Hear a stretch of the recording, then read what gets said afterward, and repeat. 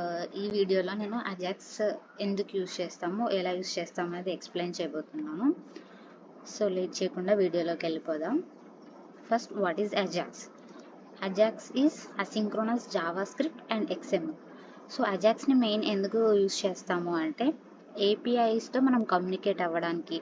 So using Ajax మనం ఏపీఐలో నుంచి data తెచ్చుకొని యూఐలో రెండర్ చేయొచ్చు. So to perform some functionalities. So Ajax allows web pages to send and receive data from a web server asynchronously without requiring a full page reload. So దీని meaning ఏంటంటే, for example మనకు ఒక website ఉందనుకోండి, నాకు only one particular portion of a website మాత్రమే data అనేది change అవుతూ ఉండాలి. I don't want my whole page to be reload again and again. So మనం అప్పుడు అజాక్స్ అనేది యూజ్ చేస్తాం అన్నమాట. ఫర్ ఎగ్జాంపుల్, ఇప్పుడు మనకి ఏదైనా క్రికెట్ మ్యాచ్ జరుగుతుంది అనుకోండి, మనం ఏం చేస్తాం, వెబ్సైట్లోకి వెళ్ళి స్కోర్ చూస్తాం. అక్కడ ఏమవుతుంది, నీకు ఓన్లీ స్కోర్ మాత్రమే చేంజ్ అవుతుంటుంది without reloading that whole page. Only ఆ పర్టికులర్ పోర్షన్ మాత్రమే రీలోడ్ అవుతుంటుంది. సో అలాంటి ప్లేసెస్లో మనం అజాక్స్ అనేది యూజ్ చేస్తాం అనమాట. ఇక్కడ asynchronous JavaScript and XML అని ఎందుకు నియమించామంటే, when first Ajax started only XML type of data మాత్రమే మనం సెండ్ చేయడానికి, రిసీవ్ చేయడానికి యూజ్ చేసేవాళ్ళు అనమాట.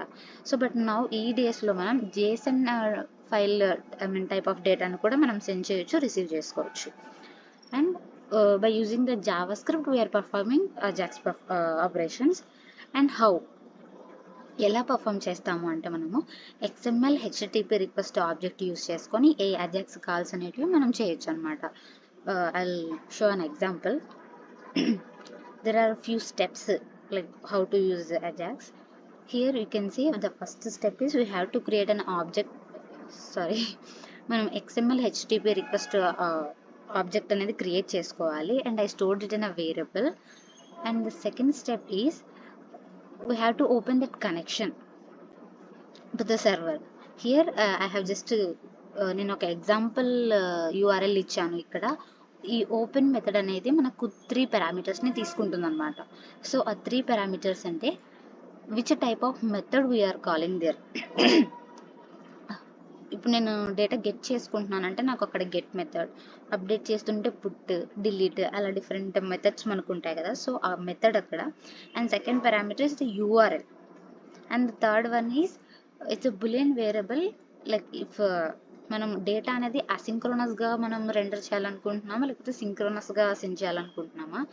If we're giving true means that represent the request is going to be asynchronous. And third step ఏంటంటే, మనం ఈవెంట్స్ అనేటివి సెట్ చేసుకోవాలన్నమాట. ఇక్కడ మనం డేటా లోడ్ అయిన తర్వాత మనం దాన్ని రెండర్ చేయడానికి xhr.onError. ఇక్కడ ఏంటి అంటే, ఇప్పుడు మనకి ఏదైనా ఎర్రర్ వచ్చింది while fetching the data or saving the data. So onError function use చేసుకొని మనము డేటా అనేది ప్రింట్ చేసుకోవచ్చు, యూజర్కి మెసేజ్ పంపించవచ్చు. ఫైనల్ స్టెప్ ఏంటంటే, మనం ఆ రిక్వెస్ట్ని సెండ్ చేయాలన్నమాట యూజింగ్ సెండ్ మెథడ్. అండ్ మనం పోస్ట్ రిక్వెస్ట్ అనేది చేస్తున్నప్పుడు మనం డేటాని సేవ్ చేస్తున్నాం కాబట్టి, సో ఆ సెండ్ చేయాల్సిన డేటాని సెండ్ మెథడ్లో ఒక పారామీటర్గా మనం పంపించవచ్చు. ఇప్పుడు మనం ప్రాక్టికల్గా చూద్దాం.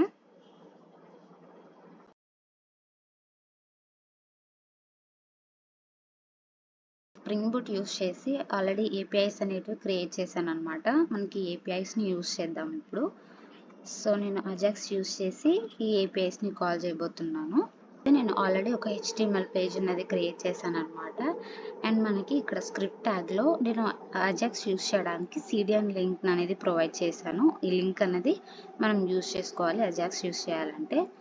సో నేను మన జావా స్క్రిప్ట్ పేజ్లో ఒక బుక్ జావా స్క్రిప్ట్ ఆబ్జెక్ట్ అనేది క్రియేట్ చేశాను. అండ్ నా సర్వీస్ యొక్క URL ఇది మనం ఇందాక రన్ చేసింది. అది వచ్చేసి 8084 పోర్ట్లో రన్ అవుతుంది కాబట్టి అది ఇచ్చాము. సో ఇప్పుడు మనం ఈ బుక్ని పోస్ట్ చేద్దాము యూజింగ్ అజాక్స్. సో మనకి ఫస్ట్ స్టెప్ ఏంటి అంటే, మనం XML HTTP రిక్వెస్ట్ యొక్క ఆబ్జెక్ట్ క్రియేట్ చేయాలి. XML HTTP. సో ఇది ఫస్ట్ స్టెప్. సో మనకు ఆబ్జెక్ట్ వచ్చేసింది కాబట్టి ఇప్పుడు మనం కనెక్షన్ అనేది ఓపెన్ చేయాలి. ఆ ఆబ్జెక్ట్ని యూజ్ చేసుకొని request dot open method. And open మెథడ్లో ఇప్పుడు నేను పోస్ట్ ఆపరేషన్ పర్ఫామ్ చేస్తున్నాను కాబట్టి పోస్ట్ అండ్ నా URL.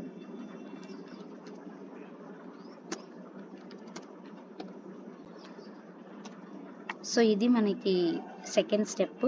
First step object create చేశాను అండ్ సెకండ్ కనెక్షన్ ఓపెన్ చేశాను. ఇప్పుడు ఈవెంట్స్ అనేటివి మనం సెటప్ చేసుకోవాలి. So request dot on load. Okay, ఇక్కడ యారో ఫంక్షన్ యూజ్ చేస్తున్నాను. Sorry, something request dot on load.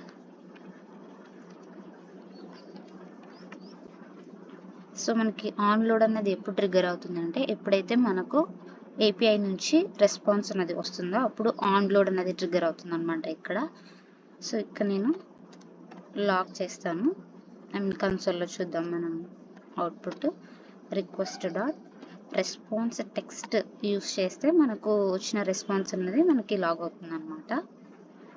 And request dot on progress ఇది ఎప్పుడు ట్రిగ్గర్ అవుతుందంటే మనకి API నుంచి రెస్పాన్స్ వచ్చే టైంలో, అంటే రెస్పాన్స్ రావడానికి ముందు మనకి ఆన్ ప్రోగ్రెస్ అనేది మనకి ట్రిగ్గర్ అవుతుంది ఇక్కడ.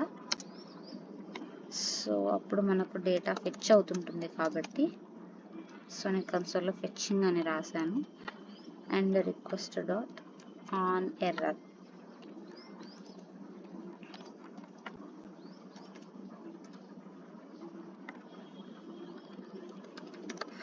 Error occurred. సో మన ఫైనల్ స్టెప్ ఏంటి, ఈవెంట్స్ సెటప్ చేసుకున్న తర్వాత రిక్వెస్ట్ అన్నది సెండ్ చేయాలి. So request dot send. మనం ఇక్కడ పోస్ట్ ఆపరేషన్ పర్ఫామ్ చేస్తున్నాం కాబట్టి మన రిక్వెస్ట్ బాడీని కూడా సెండ్ చేయాలి. సో దాన్ని ఈ సెండ్ అన్న దాంట్లో పారామీటర్గా పంపించాలన్నమాట.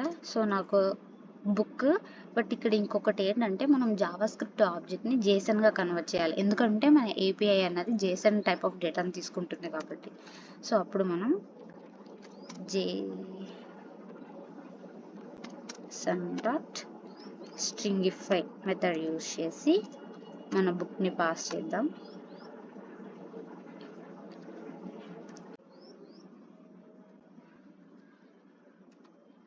ఇక్కడ నేను బటన్ ట్యాగ్ యూజ్ చేస్తున్నాను. Send data. సో మనకి ఇక్కడ ఆన్ క్లిక్లో ఆపరేషన్ అనేది జరగాలి కాబట్టి సెండ్ డేటా సెండ్ బుక్.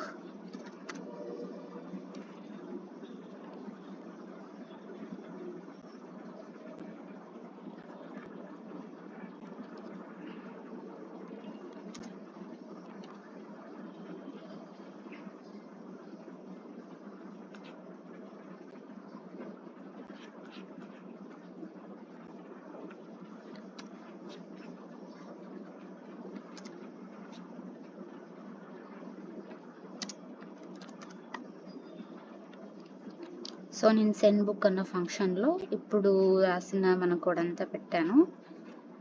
ఇప్పుడు చెక్ చేద్దాం.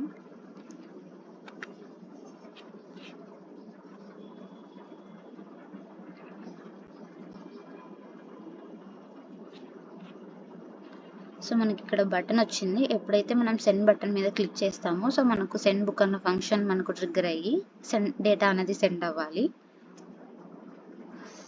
ఇక్కడ చూస్తే మనకి ఏదో ఇష్యూ వచ్చింది. ఓకే, ఇక్కడ చూస్తే కంటెంట్ టైప్ మనం సెట్ చేయలేదు. సెట్ చేద్దాము.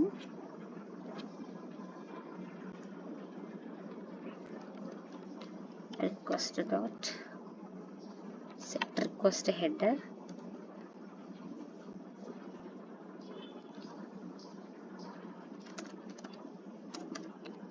content type